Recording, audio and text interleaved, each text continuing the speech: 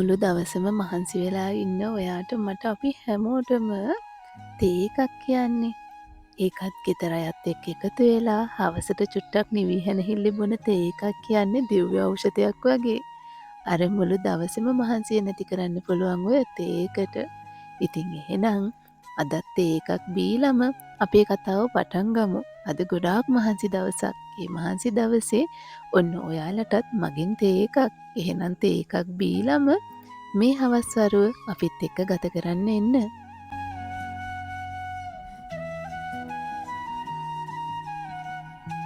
තේ එකකුත් බීලා ඉවර වෙලා අපේ පොඩ්ඩ දෙන්න බුදුන් වඳින්නයි ලෑස්තිය.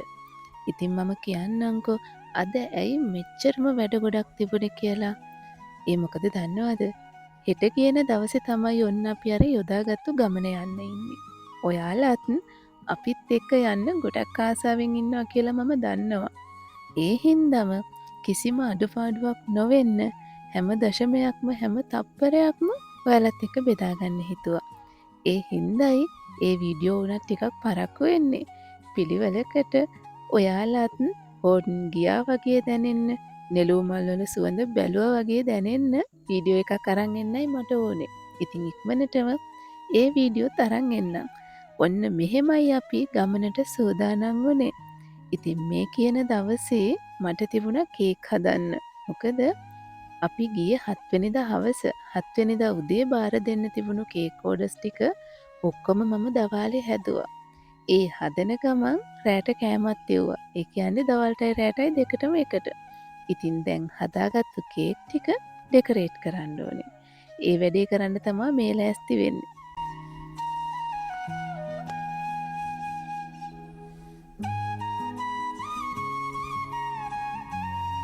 ඔය තියෙන්නේ ඩෙකරේෂන් වලට කලින් කේක් ටික. ඉතින් ඒ ටික ඩෙකරේට් කරන්නත් ඕනේ. එන්නකෝ පෙන්නන්න මම දවල්ටයි රැටයි මොනවද අද එකටම හදාගත්තේ කියලා. පරිප්පු ටිකක් උයාගත්තා. එතකොට ලින්නු මාළු තිබ්බා. ඒවා බැදලා රස කරි එකක් හදාගත්තා. ලින්නු මාළු සාමාන්‍යයෙන් නිකන් උයනවට වඩා බැදලා උයන්නකෝ. හරිම රසයි. ඉතින් ඒකත් හදාගෙන තව තිබුණා ගෝවමල්. ගෝවමල් කියන්නේ ඉතින් හැමදාම අපිට මාකට් එකේ හම්බෙන දෙයක් නෙමෙයිනේ. ඔන්න ඒකත් තිබුණු නිසා ඒකත් ගෙනල්ලා ගෝවමල් එකත් බිත්තරයක් එහෙම දාලා ටෙම්පරාදු කරගත්තා. මේක මාර රස කෑමක්. ඉතින් ඒ දේවල් ටික පොඩ්ඩක් රත් කරලා රෑ කෑමට තියෙන අතරේ මට හිතුණා පොල් සම්බෝල ටිකකුත් හදාගත්තොත් හොඳයි කියලා. චුට්ටක් අර ප්ලේට් එකේ තනියට වගේ.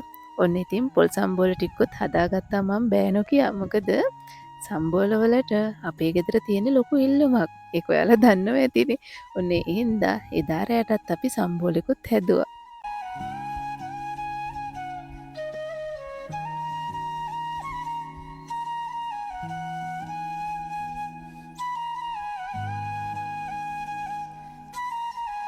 ඒ වැඩ ටික ඔක්කොම ඉවර වෙලා දැන් ඉතින් කේක් ටික ඩෙකරේට් කරන්න තමයි හදන්නේ.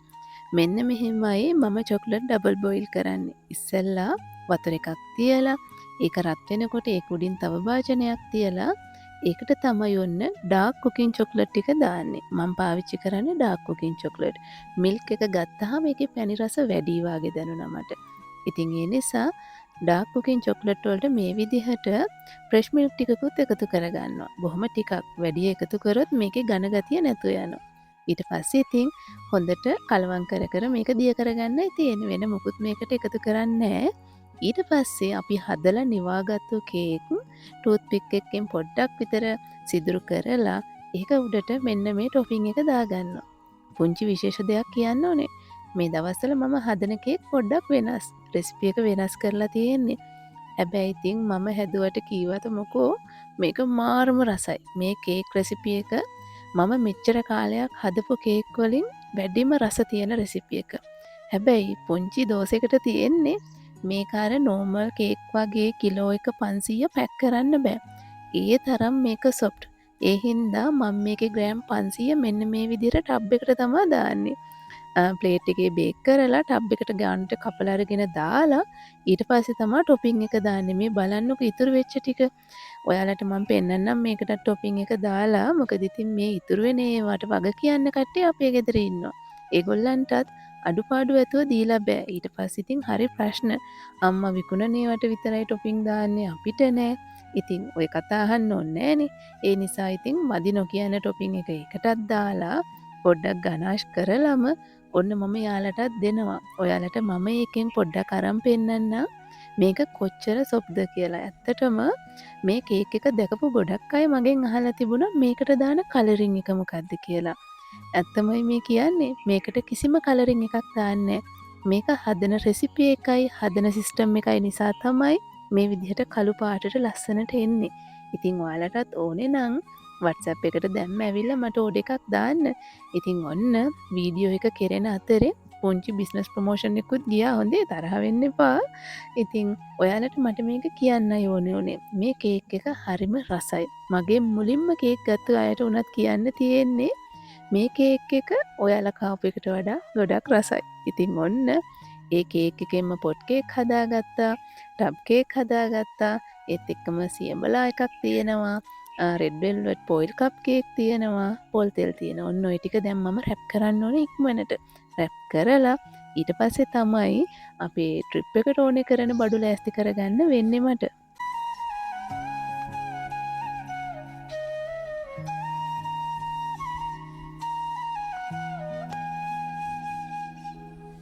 මේ වෙද්දි වෙලාව රෑ 11ටත් ලං වෙලා. ඒ වුණාට පේනවනේ අපේ ගෙදර පොඩි අයගේ තියෙන උනන්දුව තාම නිදි නෑ.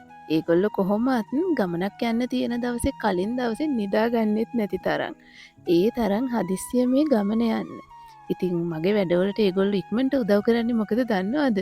ඒගොල්ලොන්ගේ බෑග්පැක් ටික ඉක්මනට මට කියලා ලෑස්ති කරව ගන්න.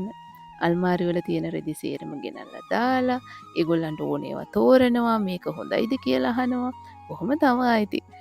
ඒ වගේම මම කියන්නම් මේ ට්‍රිප් එකේ බජට් එක ගැන. මොකද මම දන්නවා මේ වීඩියෝ එක බලන්න ගොඩක් දෙනා ආවේ ඔන්න ඔය ප්‍රශ්න නිසා කියලා. ඉතින් මෙතනින්ම පටන් ගන්නම්කෝ. මේ තියෙන රෙදි සේරම අපේ ගෙදර අපේ බබාලට අපි අරන් තිබ්බ ඒවා අපිට අපි අරගෙන තිබුණු ඒවා. ඉතින් හදිස්සියේ ට්‍රිප් එකක් යනකොට බජට් එක කොහොමද කියලා බලන තැන අපි ඔක්කොම හිර වෙන්නේ රෙදි ගාවනේ.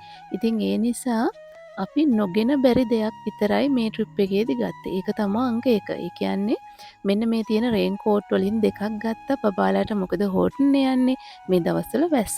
ඒ නිසා ඒගොල්ලන්ට ගත්තා. අපිට කුඩයක් තියෙනවා. අපි දෙන්න හිතුවා වෙනසකටත් එක්ක කුඩේ යටින් යනවා කියලා.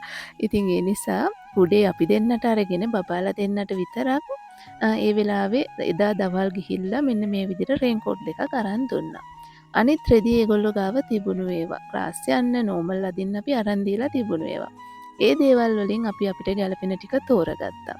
ඒ වගේමයි මං ගැන කියනවා නම් මගේ රෙදි ඔතන නෑ. මොකද මම හස්බන්ඩ්ට පඩි හම්බෙනකොට මම ගන්නවා ගවුම් රෙදි. ගවුම් රෙදි අරගෙන මගේ රෙදි මහන අක්කා කෙනෙක් ඉන්නවා.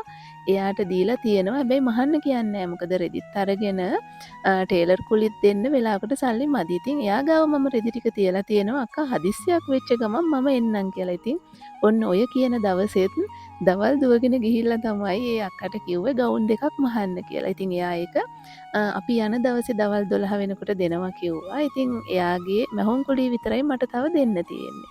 ඉතින් ඒ මම අරන් දීපු රෙදිවලම අපේ දෝණිලටත් ඉතුරු තිබුණා. යාලටත් එයා මහන්නම් කිව්වා. ඉතින් ඔය විදිහට අපි අපේ රෙදි ප්‍රශ්නේ විසඳගත්තා. බජට් එකෙන් ලොකු දෙයක් එතන ඉතුරු වුණා. ඒ වුණාට ඉතින් ඔයාලට තේරෙනවනේ ඔය දේවල් කරන්නත් සල්ලි ඕනේනේ. ඒක අපි හොයාගත්තේ මෙහෙමයි. මගේ හස්බන්ඩ් සාමාන්‍යයෙන් එයාගේ සැලරි එක ගත්තහම මම කොහොම මොනා කරත් මට ඕනේ ගාන දීලා මම ඉතුරු කරනවද නැද්ද කියලා එයා හොයන්නෙත් නෑ. හැබැයි එයා රුපියල් 1000ක් හරි දෙකක් හරි හැමදාම එයාගේ නෝමල් account එකකට දානවා. ඒ කියන්නේ කාඩ් එක නැති account එකකට. අන්න ඒ account එකෙන් අපි සල්ලි ගමු කියලා තමයි මේ හදිස්සිය යෝජනා වෙච්ච ගමනේදී එයා කිව්වේ. ඉතින් ඒවා ආරක්ෂිතව තියෙන දේවල් ඇත්තටම. එහෙම දෙයක් හැම මිනිස්සෙකුටම තියෙන්න ඕනේ. මහා ලොකු මුදලක් නම් තිබුණේ නෑ. නමුත් අපිට මේ ගමන යන්න තරමට ඇති වෙන්න තිබුණා. මොකද එයා ඒකට ඒ විදිහට සල්ලි දාන්නේ මේ වගේ හදිසි ගමනක් බිමනක් හිතුණු ගමන් ගිහින් එන්න කියලා හිතාගෙනමයි. ඒ වගේමයි මම ඔයාලට ගෙනල්ලා තියෙන මනි චැලෙන්ජ් තියෙනවනේ.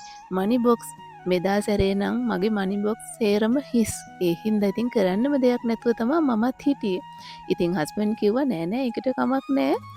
මම අර සල්ලි දාන account එකේ තියෙනවා පොඩි ගාණක් අපි ඒක අරගෙන කොහොම හරි ෂේප් එකේ ගිහින් එමු කියලා. ඉතින් ඔය කතාව චුට්ටක් විතර වෙනස් වුණා මැද හරියකට යනකොට. ඒ කතාව මම ඊළඟ වීඩියෝ එකේ කියන්නම්.